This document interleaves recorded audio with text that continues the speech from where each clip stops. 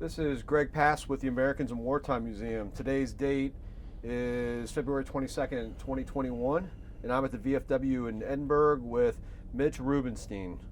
Mitch, would you give us your full name and where you were born? My name is Mitchell Rubenstein. I was born in Far Rockaway, New York, which is Queens, the borough of Queens, New York. What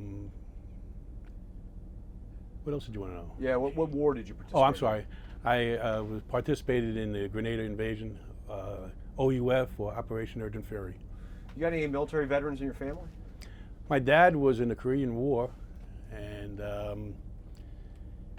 he's no longer with us, but he faithfully, honorably served with the Air Force in Korea. And what was your, what motivated you to join the Army? Motivation, I don't know whether I would say it was motivation or not. It was some of those things where a young kid, 18 years old, doesn't know what he wants to do with his life, and after getting talked into going to a community college for 2 years just because my mother and my grandmother didn't want me to go into the military, I decided to hold off, and as much as I hated it, that credits that I got for the 2 years of college certainly made a big difference in my military career. And as soon as I graduated from Nassau Community College, I went into the Army, January 27th of 1981. And your enlistment, was that a 4-year? It was a 3-year. 3-year, okay. And what was your military occupational specialty and why did you choose that? Well, my father always used to say that I was going to be nothing but a garbage man. I said, well, I don't know about that. He was a police officer, made it to the rank of lieutenant with the Hempstead Police Department in Long Island, New York. And I said, well, Dad, I don't know if I want to ever be a cop. Well, things changed around, and I went here, there, trying to find a job of what I might want to do with my life besides being a carpenter, things that I like to do. And I decided that I wanted to be a cop. So after thinking about it long enough and meeting the right recruiter, I decided I wanted to pursue being an MP. But I wanted to go airborne, and I thought about jumping out of planes would have been the coolest things. So when he was able to put that in a contract for me, that's the reason why I went in. And how old were you when you enlisted? 21. So where was your basic at? Where would it have been? I went to Lachlan, I went to basic training in AIT, which is one-stop unit training, which was over in Fort McClellan, Alabama. That started, I left on the 27th. The 28th was when we first got there, and well, you know how that all works. They receive you, and after a couple of days, you start your training. And Fort McClellan, Alabama was different, you know, and it was a great experience. Let's just say that. So, so once your AIT and OSIT was done, you went directly to Lachlan? Well, what happened was in between basic training and AIT, which is MP school, one of the drill sergeants asked if anybody wanted to go to Canine school. I thought that was really cool. I raised my hand, and he said, Rubenstein, that's guys that are going to Korea and Germany working a sentry dog. But you know what? Let's see what happens. Keep your hand up. Well, of the 70-something people that raised their hand, 49 people that were going to Korea and Germany got sentry dogs. One person got a patrol dog, and that was me. I had to break my contract getting out of the 82nd and putting myself into the 18th Airborne Corps. Part of the whole thing in that contract was all making sure that I graduated each step along the way until I got to Canine school. So I still had to finish MP school. I still had to go to Fort Benning, Georgia for jump school.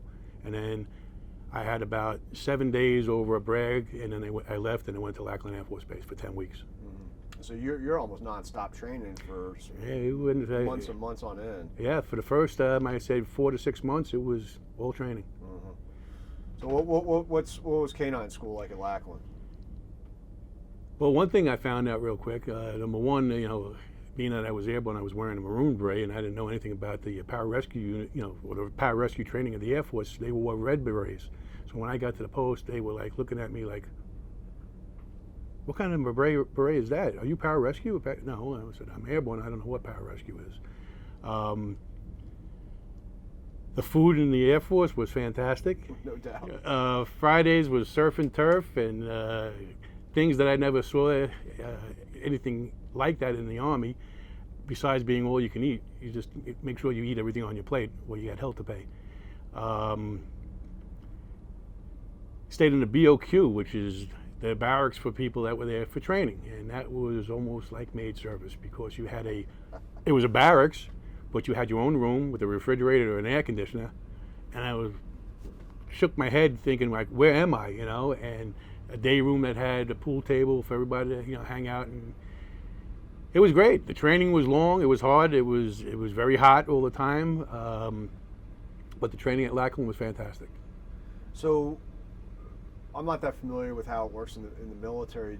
The dog, when you go through Canine school, is the dog that you're going through with end up the dog that you're no my first no when I first got down there, unless you were going down there with see, I hadn't really been to Bragg yet, and I wasn't assigned to the kennels yet. Yeah. So what happened was because I was there just for the training, they gave me a dog, a green dog, and I had to bring that dog through the training, and then that dog would be available for somebody else down the road. Mm-hmm. The first dog that I picked up was Brownie. That was the dog's name, and he was definitely green. Shepherd? It was a shepherd, young. He was. Remember the first couple of times when we went out there to do the initial training, they're doing basically like your drill and ceremony type of thing. And when you had to do a parade rest, you had to give the dog with your right hand across his eyes down. And every time I went to give the dog down, he would start nipping at my hand.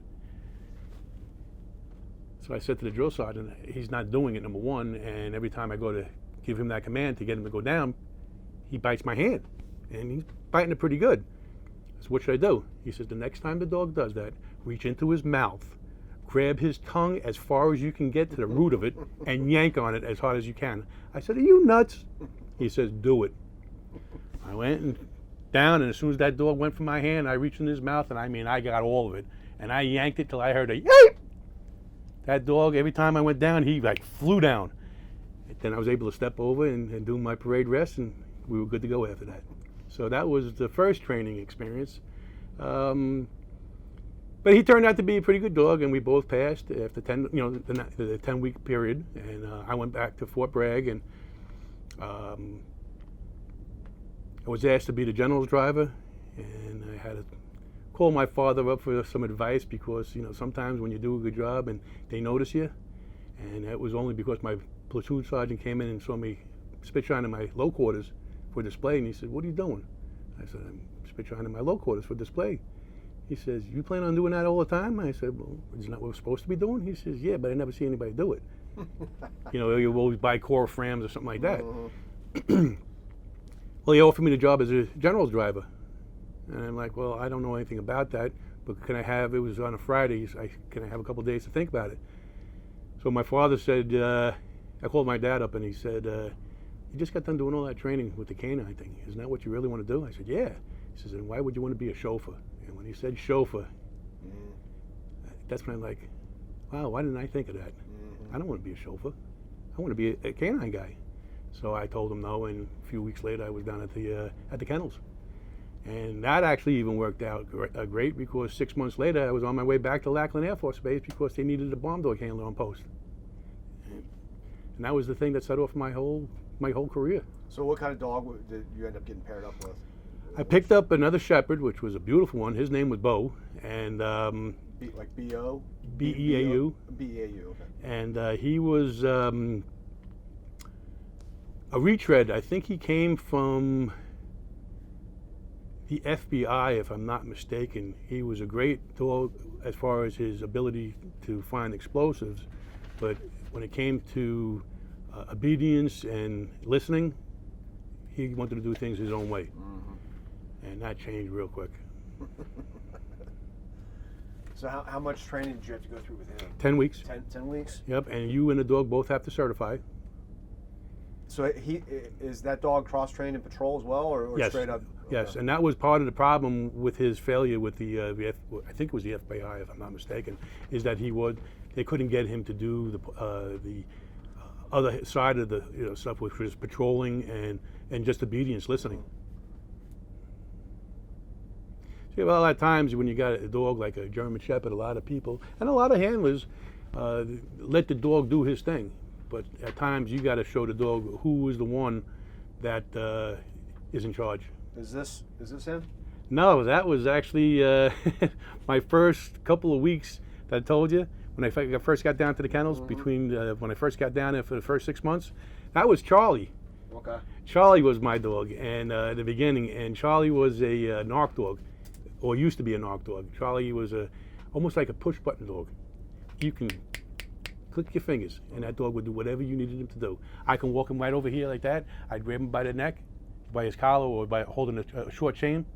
And if I just went like that, by snapping my fingers, he'd be all up in you. Go out there and look for narcotics or whatever. He was great. He couldn't hold on too much anymore on a bite because his teeth were all worn down. He was getting pretty old, but he was a great dog.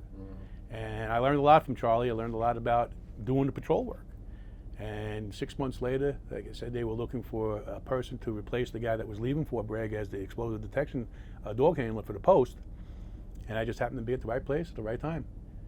They sent me down there for 6 months. Well, after 6 months, they sent me down there for another 10 weeks. And that's where I picked up Bo. And it took a little to get going. You know, a couple bites. He bit me a couple times, and at one time I wanted to bite him back, but I didn't think that was a good idea. But we worked well together, and the dog had a great nose, and it was just one of these things where he had to learn who was the boss. So in that time when you were back at Bragg, are you on garrison patrol duty type stuff? I went back to Bragg after completing the school, and yeah, I was back on patrol. I was doing everything. If there was ever a bomb threat, there was a protocol to follow. If I was off, I couldn't go any. I think it was more than 10 miles away from post. I had a beeper at the time, cell phone. That's high speed back then. Yeah. But yeah, I couldn't take leave unless they had somebody that was there to cover.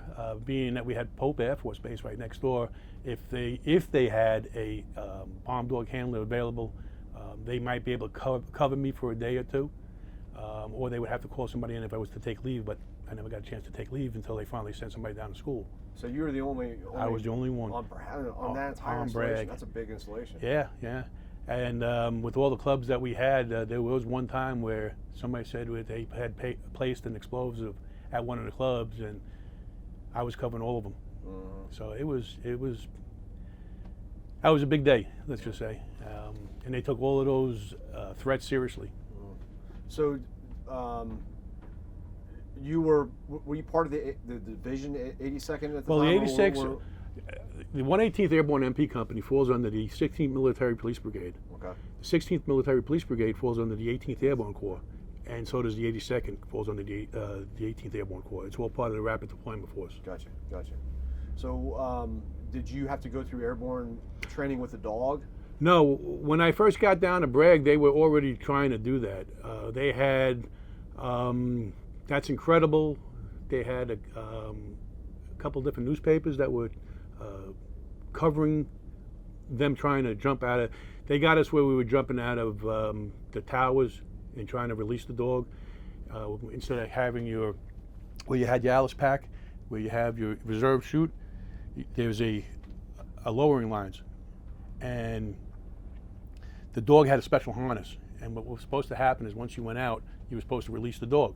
And just like with the 15-foot cord, well, as soon as the shock was, and the dog was fully deployed, let's say, when his feet were touching the ground, you were supposed to release him, just like you would with any kind of heavy equipment. And then the dog would run off and wait to the side, and when you hit, he would naturally come to your side and be there to protect you, and he would take off from there. Problem was there were some times where malfunctions happened. The dogs would hit real hard or whatever, and eventually I think it was the ASPCA that came down and saw it, and they thought it was too cruel to the animals and put a stop to it. Between that one and then I was actually asked to try out something different, where almost on the lines of how they do airdrops with vehicles, they were going to airdrop the kennel crate.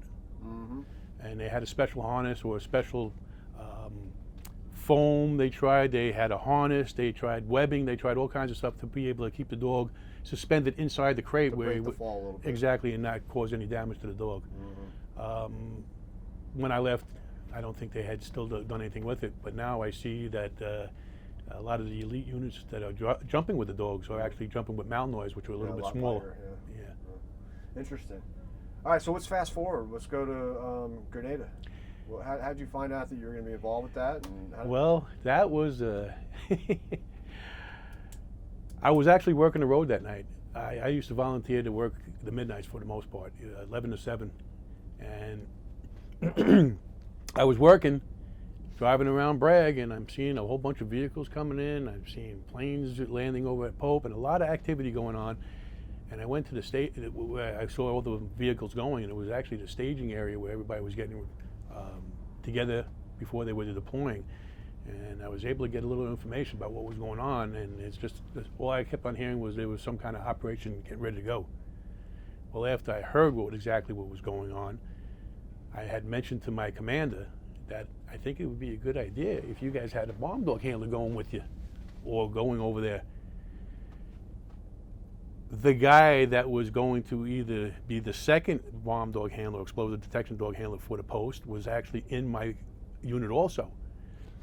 And the timing was almost good, almost where it should have been, where as soon as I was leaving, he was coming in within the next week or two. And that's basically what happened. And he took me up on it, and 3 days later, I was on my way. I kept on getting bumped by a lot of the brass that was wanting to get over there, because that was really the biggest thing since Vietnam.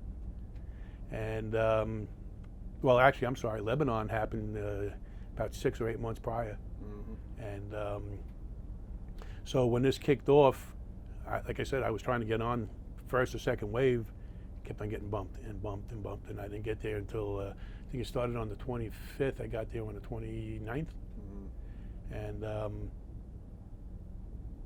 I mean, as soon as we touched down, it was one of these things where you knew where you had to go. Somebody was waiting there to bring me up to where I was staying. Without going into some of the things that was there, but you know, the area that we were in, where we occupied, was everything overseeing the airport, and to the right of it is where we, a little bit, about 200 yards away, is where we had the EPW camp, where we finally set that up. Back then it was a POW camp. So let's back up a little bit. If I was a betting man, I'd say that most young people probably have never even heard of the islands, much less the military operation.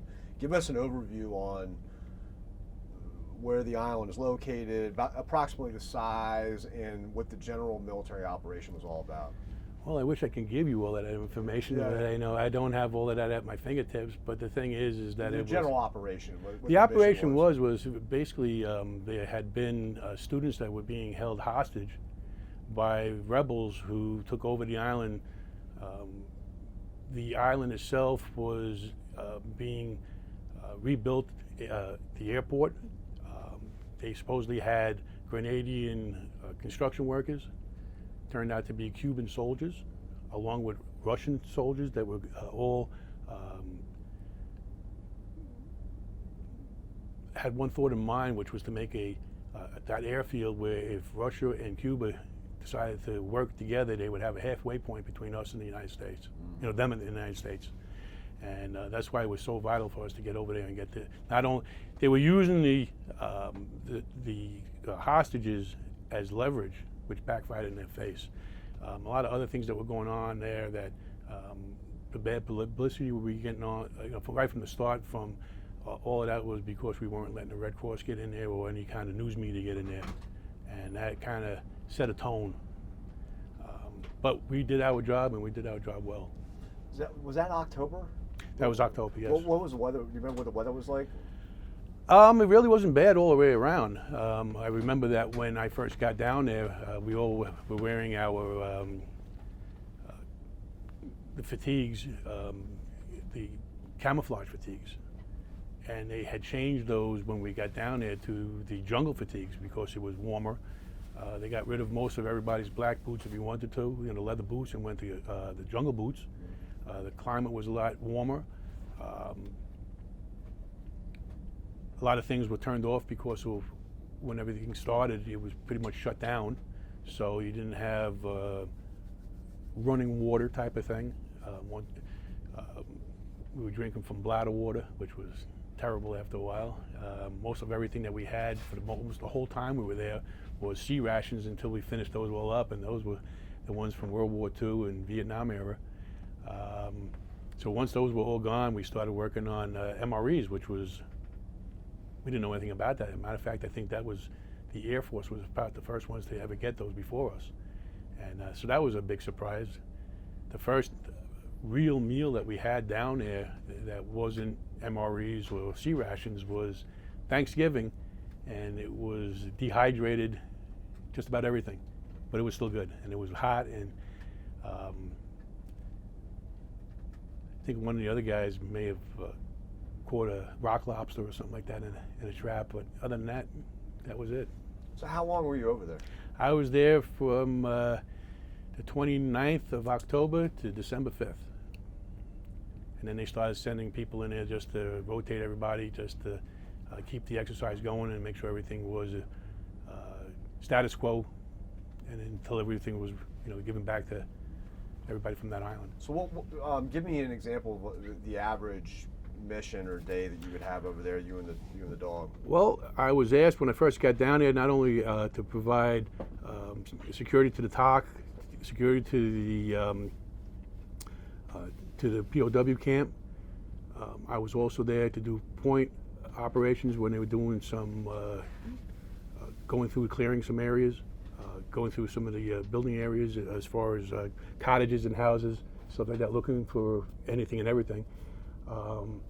I did have one special mission that I was asked to do. Is that okay to talk about that? I don't know.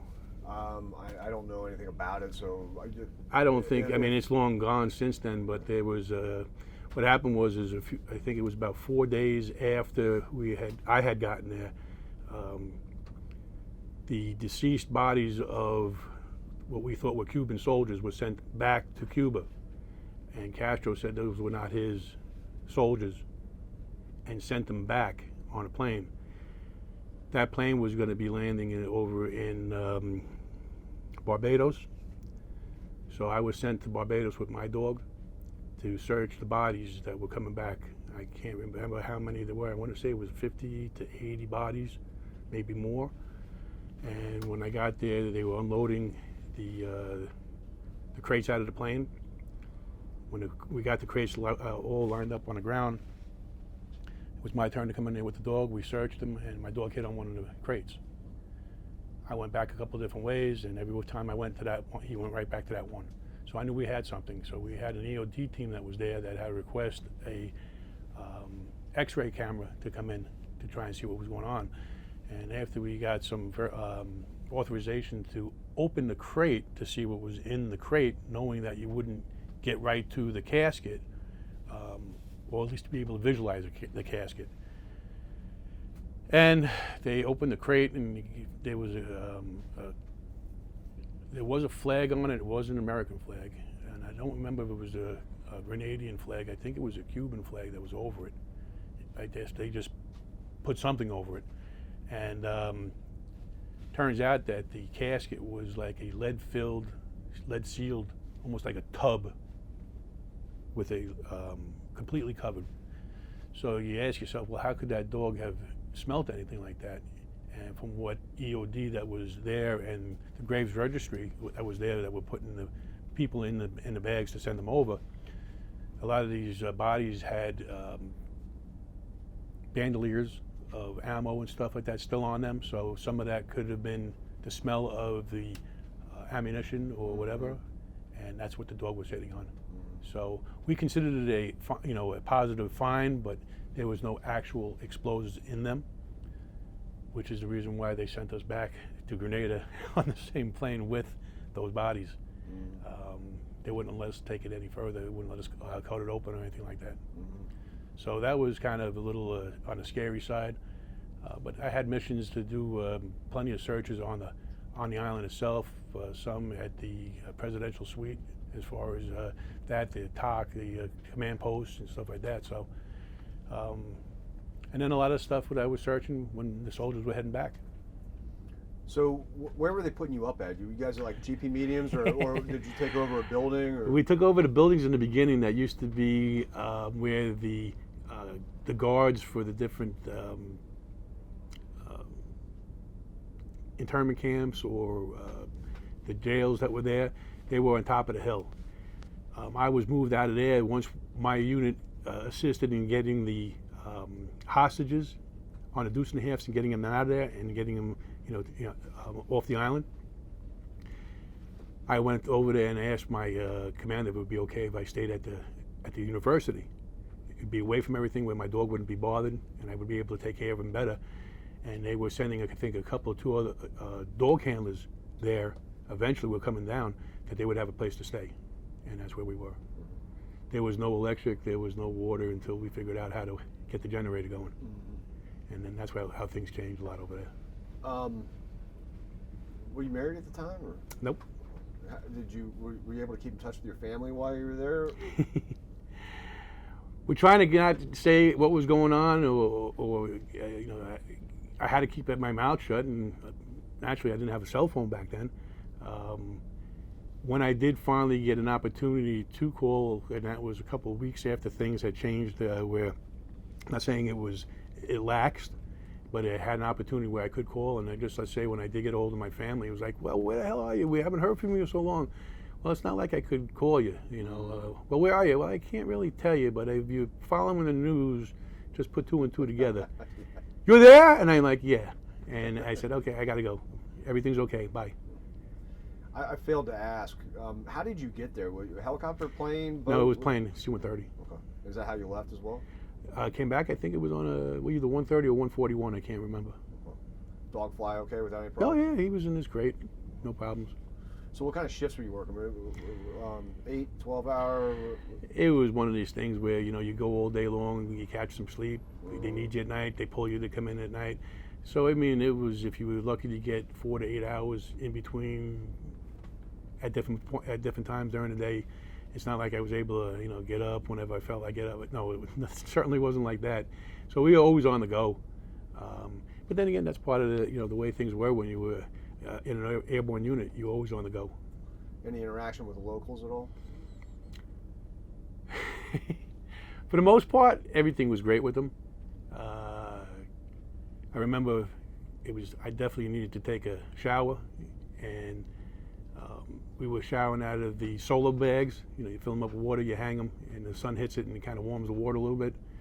Well, I was out there taking a shower and didn't realize that a bunch of the women were in the distance walking by, and they happened to see me. So I waved. But, hey, I'm sure that wasn't the first time anybody's seen that. Yeah. I assume there wasn't a lot of downtime. No. It was always, like I said, because of being a canine handler, not just because of the explosives, but patrol, you always being used for something. And whether, it was over at of course they did eventually move the POW camp to a different location, which was more open. They wanted to make sure that the outer perimeter was being taken care of, the inner perimeter was being taken care of, that nobody was trying to get out or get in. And so I was always being asked to help out on the night tours. And then during the day, the planes flying in and flying out, they want the stuff checked. So it was always something. And whether it was being for the patrol part of the house, or once they finally got more dogs down there, they were being used for the perimeter, inner and outer perimeter. So I wasn't doing that. I was doing more of the searching to make sure that things weren't being taken back. How many EPWs do you think there were approximately? Obviously, I don't need an exact number, but like several hundred of these guys? I can't recall, to tell you the truth. That's over 35 years ago. Yeah, I understand. So when you think about your tour there, is there a particular incident or anything that sticks out in your mind about your memories on the island? The thing is, well, I'll tell you about something after this, but I mean, the whole thing about us being down there was we were there for a reason. My job as being an explosive detection dog handler and helping out, it just was exemplified more of how those dogs as a dual trained dog can be used. And it wasn't just for patrol, and it wasn't just for explosive, but being able to do both, make that dog, just like what MP stands for, multi-purpose. We're there for everything in support of the operation. the funny thing I was getting ready to say was when I came home, and I came home to take a police test. It was December 10th, and I think it was a couple days after that, or it might have been even that same weekend when I got home, I went to one of the local establishments where I knew a lot of my friends from high school would be. And some of the guys knew where I was. You know, they had heard that I was over there, and one of the guys said, "Go talk to Alex DeSimone." I said, "Why is that?" He said, he was there." I said, "What do you mean he was there?" He was a student at that college. I said, "Get out of here." Alex walked in. I walked over to Alex. I said, "How you doing?" I said, "I understand you were over at the St. George's University over in Grenada." He started laughing. He says, "Yeah, I was. And before that whole thing happened, I had an emergency at home that I had to fly home for. So about a week before that all started, I came home." I said, "Could you imagine if you were there?" Because I was there, and I was there with a lot of the students, getting them out of there. If I would have bumped into you there, he said, "Mitch," he says, "number one, I think I would have recognized you, but could you imagine that?" And every reunion we go to, we always have a drink and, and toast it to that. But it was that was pretty interesting. Small world. It is a small world. So, so you were at ETS not long after the deployment, right? What happened was when I got back to Bragg, before I went on leave, and that was a kind of a sad point at this time, was they asked me if I was going to re-enlist. They were offering me the Berlin Brigade to stay on jump status and take my dog, which everybody said, you can't ask for a better job than that. I said, "Well, yeah, I can." I said, "I'm going home to take a police test." And I said, "I'm due to ETS next month, and I want to see what happens with the civilian world." And they said, "Okay, well, say goodbye to your dog and don't come down to the kennels because it'll be harder for the dog. We're going to start getting him, working, somebody else working." Okay, and that's what I had to do. And then I went on leave and came back to Fort Bragg. I think it was about a week after. I think it was like the 1st of January. I came back and I ETS'd on the 28th. That was it. And how soon after that did you get picked up with the department? Well, what happened was I took that test, and I took a test for Suffolk County, and then I took a test for New York City. And the test for Nassau was in litigation for 2.5 years. The city hadn't had the results yet, and the Suffolk was just like Nassau in litigation. It took a while. So I got an interview with the Long Island Railroad Police, and I started out with them. I went to the New York City Police Academy and stayed with them for about a year, and I was getting called for New York City. And when I was in the police academy, I had gone to the weapons training. I think it was at Rodman's Neck. I think it was. I forget where it was, but they had the Canine school right there, or the Canine kennels right there. So I went in to speak to them while I was down there, and the guy said, "Well, shit, if you decide to go ahead and change over to New York City because you're on the list, I'll have you down here in 3 months as a prior canine handler." I'm like, "Well, that's great to know." I just said, "You know what, I think I owe it to the railroad to see how things go," and I stayed with them for a year. But I was getting ready to go to the city and take him up on that offer, and then Hempstead called after 2.5 years. And having my father been a lieutenant there and long gone for 2.5 years, I said, "You know what, it's on Long Island, a little bit better pay, and I don't have to travel so far," and I took that job, and that was the best decision of my life. And you retired from that department? I retired from that after 21 years. So we talked a little bit about before we started the film. You're going to receive a digital copy of this, and you can burn off copies, do whatever you would like, and we'll also have it on our website. The reason I say all that is, at some point in time, you might have a descendant that views this video 100 years from now. What would you want them to know about your service to your country? Well, it just didn't end here. After I got done with my 3 years on active duty, in between when I first got hired for the police departments, both of them, I decided to go back into the Army Reserves, and I stayed in the Army Reserves for the next 18 years until I retired from that also. I made it to the rank of Command Sergeant Major. I got a lot of experience in doing a lot of different things in the reserves. I actually changed my MOS from MP to infantry for about 3.5 years to be a drill sergeant, which was a great experience. Then I came back to the MPs, got picked up on the sergeant major's list, and after being promoted to command sergeant major, I went to the academy, finished the academy. I took over as a CSM for a transportation battalion. Didn't know anything about transportation. I just thought you put the key in the ignition and go. But that was a learning experience. And after my tenure, 4 years with them, I came back to the MPs, and 2.5 years later, I retired. One of the good things from the reserves was I got an opportunity to meet some of the people that I was on active duty with, and then eventually one of those girls introduced me to my wife, and she is also a retired command sergeant major. I guess you can say, and we're living happily ever after, well, for the most part. So you've had a lifetime of service. A lifetime of service. I got involved with the VFW when I got down here to Virginia, and worked my way up through the chairs in the post that I belong to, post 2447 here in Edinburgh. I'm now the commander of the post. I was a district commander for 2 years, and now I'm the state surgeon, and I'm working my way up, hopefully in about 5 years, to be the state commander for the VFW. Nice. So let's say you go back into the building today, and you bump into some guy brought his kid in, 18-year-old kid, and you start shooting the breeze, and he says, I'm thinking about joining the Army. What advice would you give him on how to succeed in the military? Well, this world is changing. When I was the drill sergeant of the year competition, it was me and one other guy for our battalion. I'm sorry, for the brigade. I won the battalion, and when I went up for brigade, there was a question, and he and I were neck and neck. So they were using this kind of like essay, a little mini essay on the question that they asked. How do you think of the drill sergeant program is today of building soldiers for the future?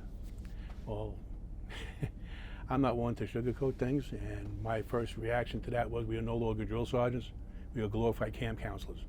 Well, needless to say, I didn't go any further, and that guy went on.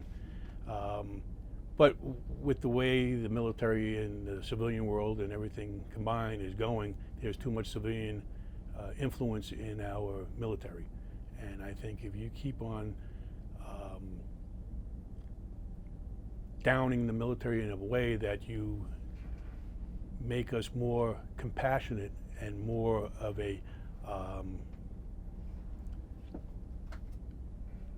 an easier military to appease everybody, then when it comes time for the actual fight, they're not going to know how to handle themselves. And that's why I believe that a lot of the PTSD issues these days are because you took a lot of that stress factor away during the training that they were going to get initially in basic training. We can't be a calm and a gentle in military and still get the job done. You've got to be ready to fight and ready to win. And the stress that comes with it is just part of the job. And that's coming with everything these days. I'm not going to get into the politics, I'm not going to get into the police departments, but law enforcement is there, and rules and laws are there to keep people safe, not to hurt people. And usually the ones that are only complaining are the ones that are doing something wrong. So I think when you asked your question, my nephew called me up and decided he wanted to go into the Army. I said, well, did you try any of the other branches? And I'm not going to try and say that the Army is the only way to go, having been in the Army. But I try to tell him the way things work. And I always felt that the Air Force was the best way to go because they take care of their people the best. I think that the Navy and Coast Guard are a close second. I like a lot of things that the Coast Guard does, and then I try to tell them to look into that. And I said, then I will put the Army and the Marine Corps in. I said, but you got to remember about the Army and Marine Corps. We're the ground pounders. We're out there first in, first out, usually getting our heads knocked off. But that's our job. But you need to know that before you get started. The Air Force, well, they'll get there, and the Navy, they'll get there, and the Coast Guard, well, they might even get there. But the thing is that, you want to get something out of it that's going to build a career for you if you decide to get out down the road. So think about what you're doing. And he said, well, I'm thinking about going infantry. I'm like, well, nothing against the infantry. I said, I was an infantry drill sergeant. But what's that going to do for you when you get out? I said, you really want to think about getting a skill, look at that book that says military occupational skills. It gives you a job to do that's almost geared to the same job that you could do in the civilian world. Oh, I didn't think about that. I said, well, I told him about a quick story of a young kid that I saw with aviation wings that was tattooed on his back. The kid didn't look like he was more than 15 years old. Come to find out he was 17. His family, his parents signed him his papers so he can go in early. And the thing is that his drill sergeant asked him, he said, well, you like playing video games? He said, yeah. He said, well, then I got a perfect job for you. Have you ever played anything that was aviation type? He said, I love those games. Well, this kid signed up to be a drone pilot. And when I told that to my nephew, he was like, wow, I would love to do that. I said, well, there you go. I said, because you do it in the military, the experience that you can get, there's all kinds of things opening up in the civilian world for drone pilots. Think about it. Well, I didn't think he would do anything anyway, and I don't think he's doing anything with it. But that's the advice I can give to somebody. Look for something that can give you something to do that you can enjoy while you're in. You might make it a career. You might not. So look for something that you can do when you get out. Good advice. Well, on behalf of the Americans in Wartime Museum, I thank you for spending time with us today. More importantly, I thank you for your service. Well, thank you.